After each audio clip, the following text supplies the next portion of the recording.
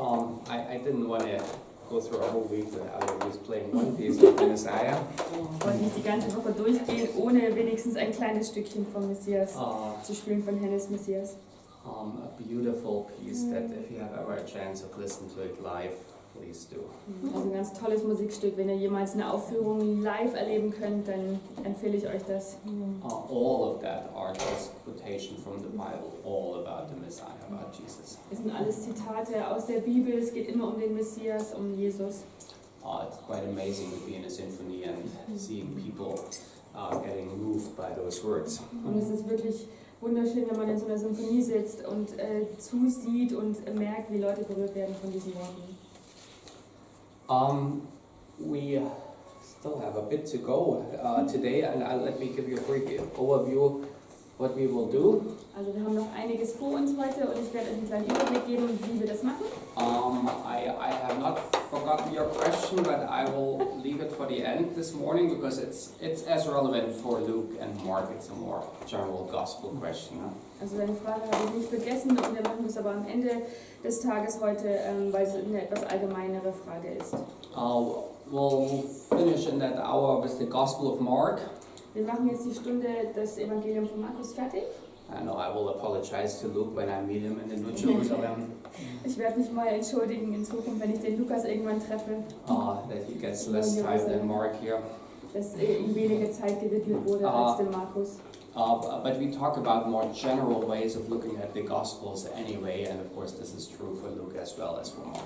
Und wir schauen uns die Evangelien hier etwas allgemeiner an und das gilt hier genauso für Markus wie für Lukas. And then we'll give a little bit of an introduction into Luke, who is he and why is he writing. Dann gebe ich eine kleine Einführung zum Lukas, wer er ist und was er schreibt oder an wen. And then we'll look a little bit at the parables, one of the most interesting teaching styles of Jesus. Und dann schauen wir uns die Gleichnisse ein bisschen genauer an und es ist ja ein Weg, wie Jesus gelehrt hat. A little bit difficult sometimes for us to grasp. Manchmal ist es ein bisschen schwierig für uns, das zu verstehen. And in that process we'll come back to that question that you had about the Mark passage with, the parables are, it looks like Jesus says the parables so people will not see and understand.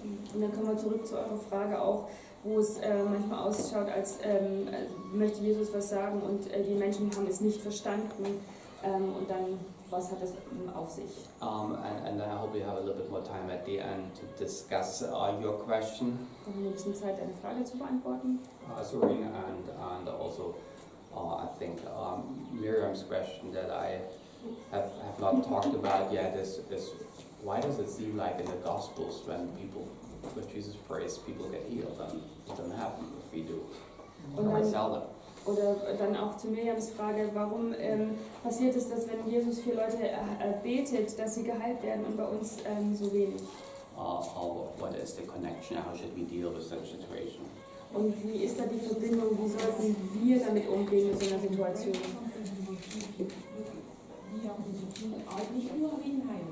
Yes. It's unanswered prayers. Ja. Also es geht nicht nur um die Heilung, sondern es geht um unbeantwortete Gebete allgemein. I do think I will speak on Thursday evening about that too, because it's on my heart.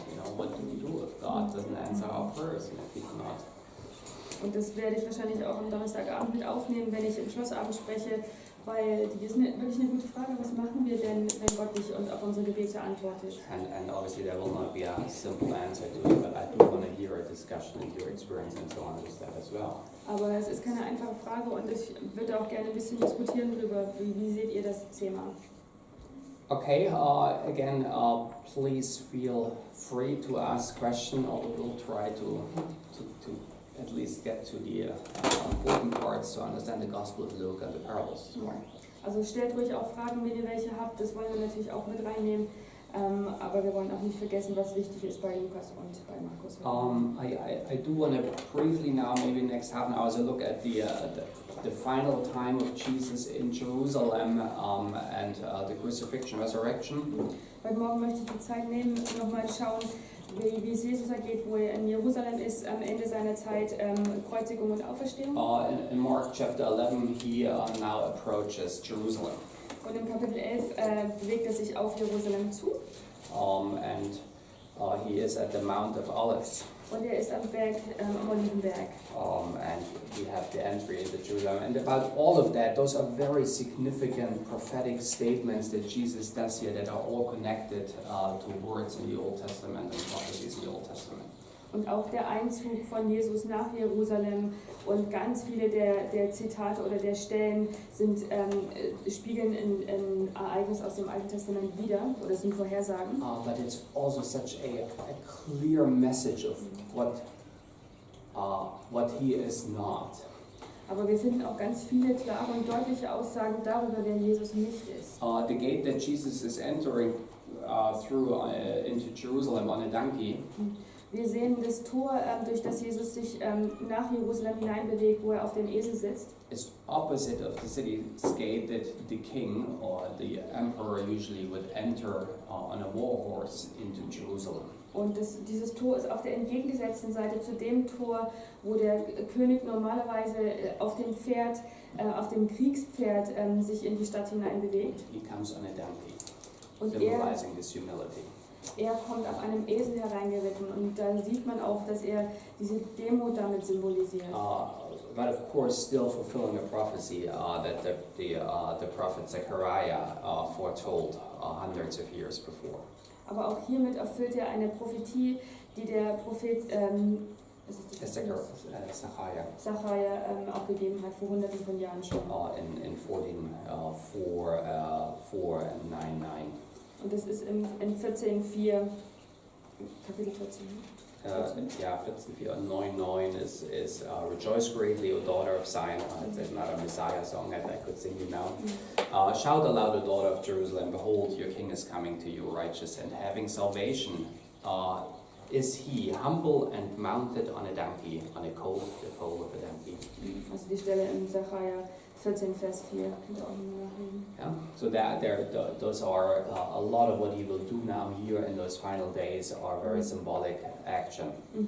Also vieles, was er jetzt tut, sind alles symbolische Handlungen, die nochmal was widerspiegeln, was im Alten Testament vorhergesagt wird. And the last prophet in our Old Testament, Malachi. Und den letzten Propheten im Alten Testament ist es Herr Malachi. He ends basically the prophetic tradition in Israel. Er beendet diese prophetische Tradition in Israel. With saying, behold, I will send my messenger in 3:1, and he will prepare the way before you, and the Lord who you seek will suddenly come to his temple. Und er spricht davon, siehe, es kommt ein Tag. Ach nee, That's different in German. Ja. Also Elijah, ne? In 3,1 auch im Deutschen, siehe, ich will meinen Boten senden, der vor mir her den Weg bereiten soll. Und bald wird kommen zu seinem Tempel der Herr, den ihr sucht, und der Engel des Bundes, den ihr begehrt. Siehe, er kommt. And of course the messenger that went before the Lord was John the Baptist. Und der Bote, von dem hier gesprochen wird, den der Herr sendet, das ist Johannes der Täufer. But now the Lord will suddenly come to his temple. It's another Messiah song that's a problem I always have in my head. Und dann kommt der Herr zum Tempel, also auch wieder ein Lied aus dem Messias. If you think back of the first temple and how, remember how God filled the temple with his presence and nobody could go in, and Solomon when they had the big temple in operation. Ihr erinnert euch an den Tempel, als der ursprünglich gebaut wurde, der große Tempel, dann kam die Herrlichkeit des Herrn und keiner konnte in den Tempel des Herrn reingehen.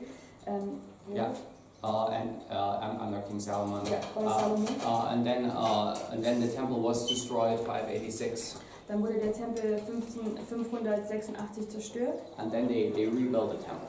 Und dann bauen sie ihn wieder auf. And there was weeping and rejoicing when they rebuilt the temple.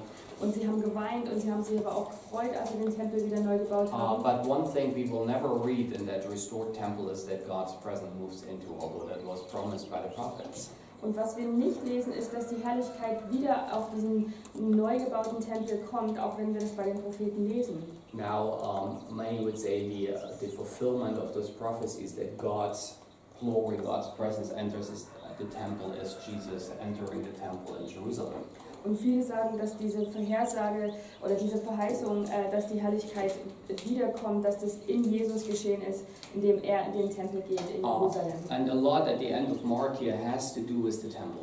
Und am Ende von Markus Evangelium geht es um den Tempel, oder sehr viel. A lot of Jesus' last action words are related to the temple. Viele von den Worten von Jesus drehen sich um den Tempel.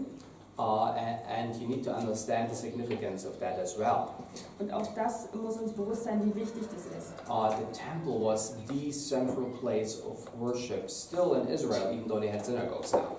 Und in Israel war der Tempel nach wie vor der bedeutsamste Ort für Opfergaben, auch wenn es jetzt schon Synagogen gab. It was the only place where you could bring a sacrifice. Denn es war der einzige Ort, an dem man Opfer bringen All konnte. men still had to come 3 times a year to the temple in Jerusalem. Alle Männer mussten nach wie vor 3-mal im Jahr zum Tempel nach Jerusalem gehen. All religious life were somehow connected to the temple. Das religiöse Leben war immer mit dem Tempel verbunden. The greatest promises of God were connected to that temple. Die größten Verheißungen von Gott waren auch mit dem Tempel verbunden. And what will happen with that temple now is significant for the future of the people of God.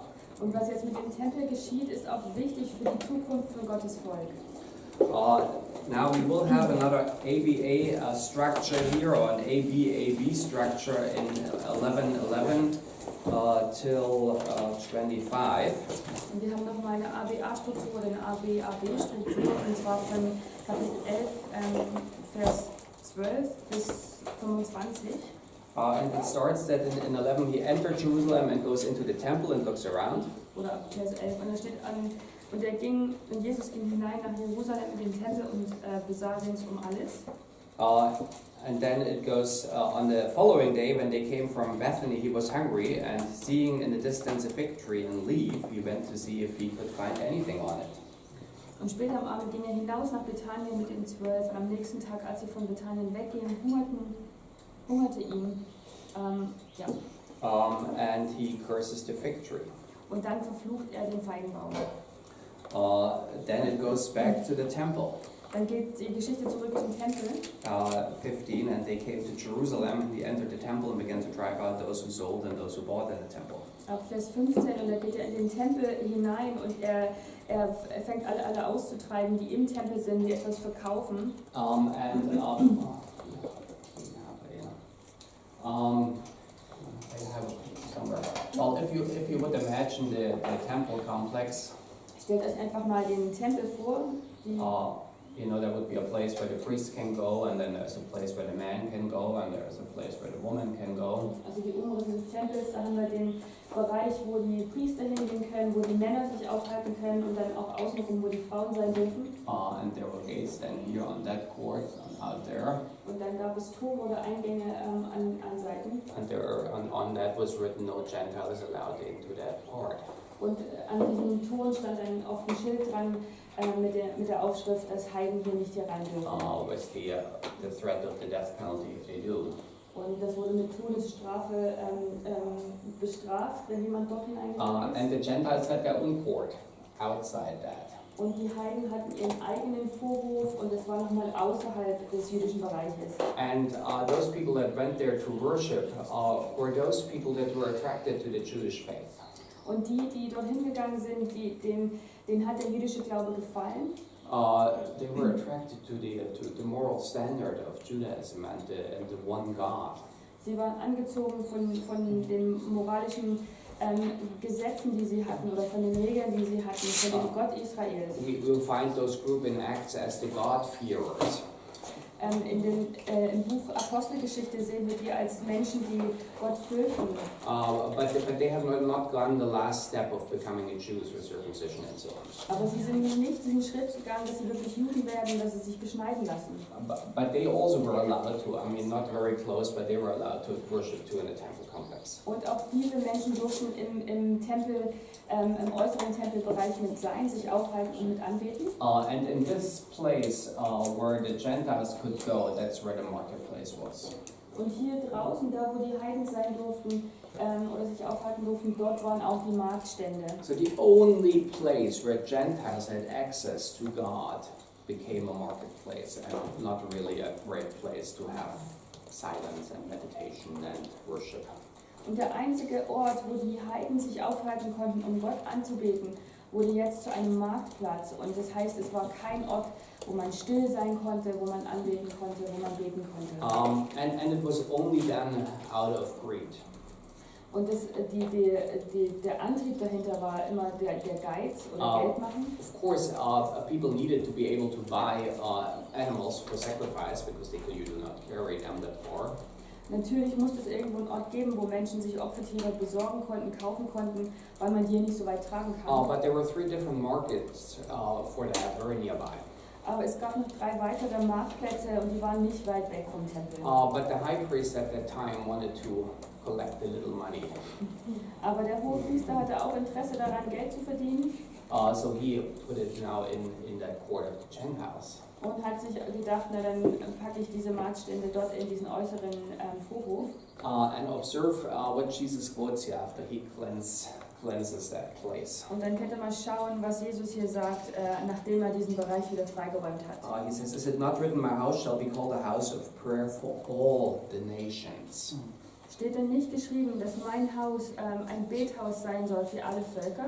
But you have made it a den of robbers. Aber ihr habt eine Räuberhöhle draus gemacht. Again, I would suggest a lot of what Jesus does in that last chapters has to do with opening up the way of salvation for all the nations.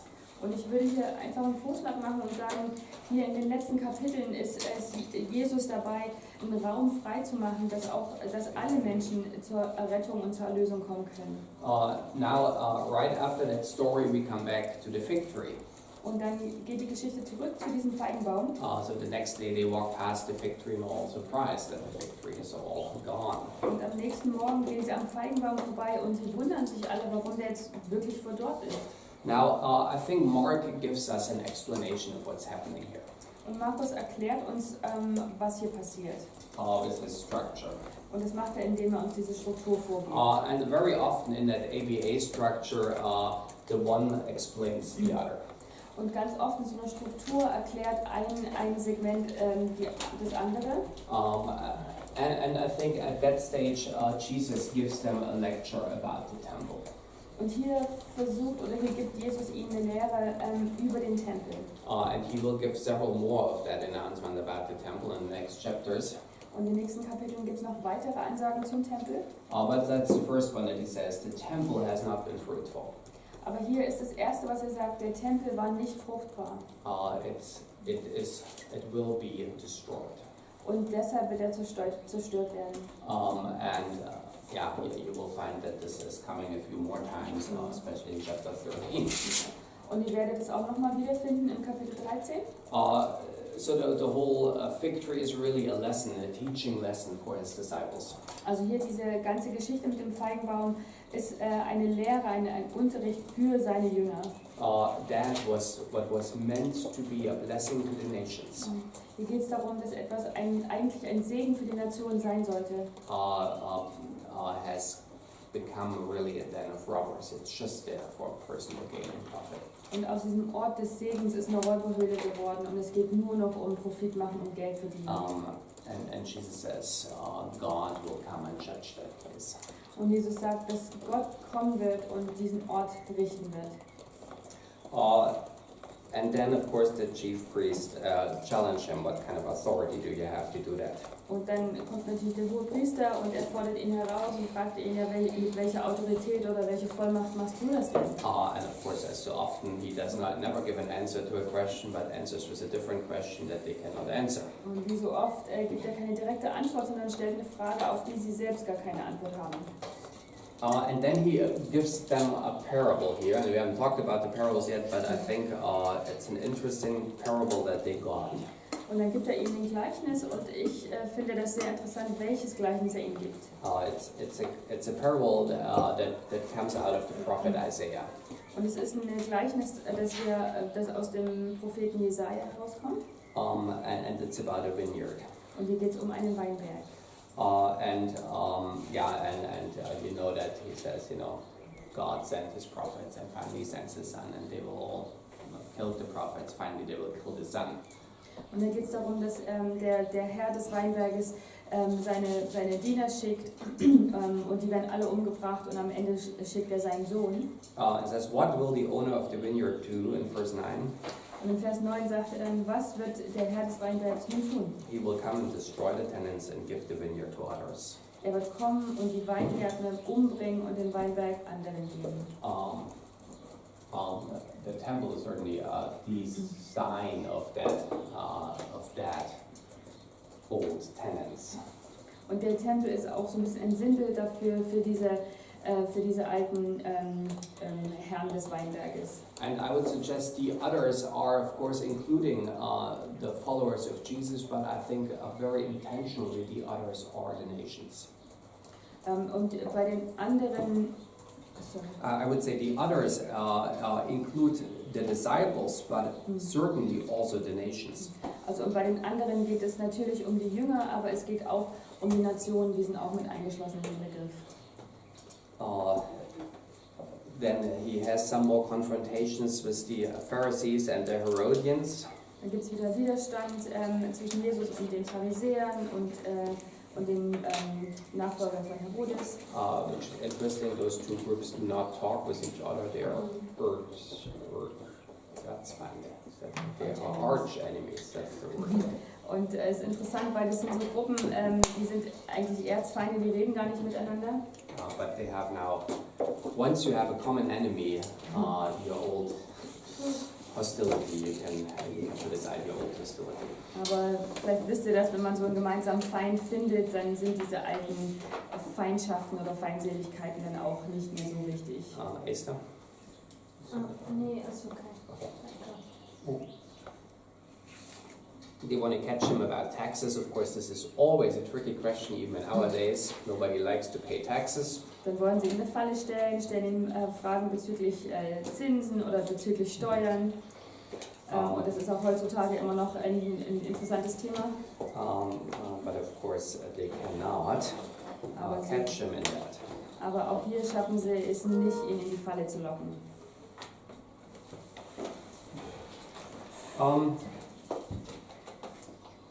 And then he has another confrontation there with the Sadducees.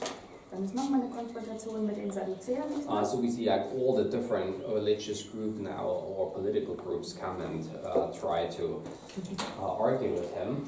Und da sehen wir, wie diese verschiedenen religiösen oder auch politischen Gruppen, die Leute von diesen Gruppen kommen und versuchen, mit Jesus in Gespräche anzufangen oder ihn auch in die Falle zu locken oder zu konfrontieren. Of course, without much success. Aber wie so oft hat keiner von denen Erfolg. And with a few more stories here, we come to maybe one of the, I think, most misunderstood chapters in the Gospel of Mark, chapter 13. Und dann haben wir hier so viele Geschichten und dann kommen wir mit Kapitel 13 zu einem recht umstrittenen Kapitel im Markus. I don't know what the heading in your Bible says about chapter 13. Ich weiß nicht, wie es über euch die Überschrift ist zum Kapitel 13. Jesus spricht über die Zukunft der Welt. Okay, see, Jesus talks about the future of the world. Endzeit. End time. So, well, by now, I hope by now you know that those titles are not in the original text, and those are just the opinion of people that print your Bible. Und ich hoffe, ihr wisst, dass ihr schon gelernt habt, dass die Überschriften hier nicht zum original ursprünglichen Text gehören, sondern dass der Übersetzer oder die Schreiber der Bibel die Übersetzer das hinzugefügt haben. And hopefully you learn to ignore those headings and just don't read them anymore. Und dann lest ihr diese Überschriften hoffentlich gar nicht mehr, ignoriert sie einfach. They are often right on, but they are in some cases, like in that, very misleading. Und manchmal passen sie richtig akkurat mit dem Text zusammen, aber hier ist es ein bisschen irreführend. Is that a question? Or? Yeah, why is it misleading? Why? Okay, I will talk a little bit about chapter 13 and what that is talking about. Warum es irreführend, darüber sprechen wir jetzt. Could somebody read chapter 13, verses 1 and 2. Kann jemand mal Verse 1 und 2 im 13. Kapitel lesen? Als Jesus am jenem Tag den Tempel verließ, sagte einer seiner Jünger zu ihm: Lehrer, sieh nur diese herrlichen Bauten. Welch gewaltige Steine sind in diesen Mauern. Jesus antwortete: Diese prachtvollen Bauten werden so vollständig zerstört werden, dass nicht ein Stein auf dem anderen bleibt. Okay, did the English read along? That is how the whole thing started. They're looking at the temple of Herod. So hat alles angefangen. Sie schauen sich den Tempel von Herodes an. Did you talk a little bit about Herod and the temple and so on? No? Habt ihr über Herodes gesprochen oder den Tempel? Well, Herod the Great, who was the leader of the Jews, he was not a Jew, and so that's why they did not like him. Herodes der Große war der Anführer, der Leiter, er war König, aber er war eigentlich kein Jude und deshalb auch nicht so sehr angesehen bei den Juden. To earn their favor, he had many buildings that he built. He was one of those people, palaces and so on all over the place, but including he rebuilt the temple completely. Und er hat sehr viele Gebäude aufgebaut, neu gebaut auch, das war ganz üblich für ihn, typisch für ihn. Und darunter auch der Tempel, den hat er neu errichten lassen. And we hear from eyewitnesses of that time, it must have been one of the most amazing, beautiful buildings of its time.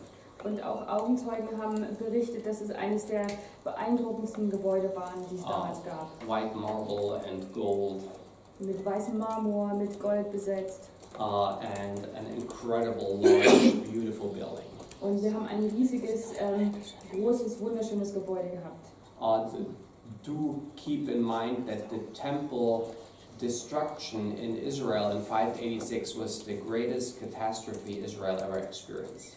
Und dabei müsst ihr immer auch euch daran erinnern, dass die Tempelzerstörung 586 ein ganz schlimmes Ereignis war für die Juden und ihre Geschichte. And after they returned to the land, they tried so hard to keep the law now that it would not happen again.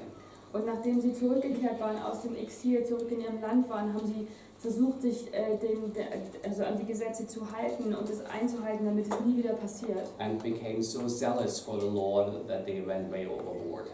Und dann sind sie so eifrig geworden, das Gesetz wirklich akkurat einzuhalten und nicht zu übertreten, dass sie den Herrn aus den Augen verloren haben. But all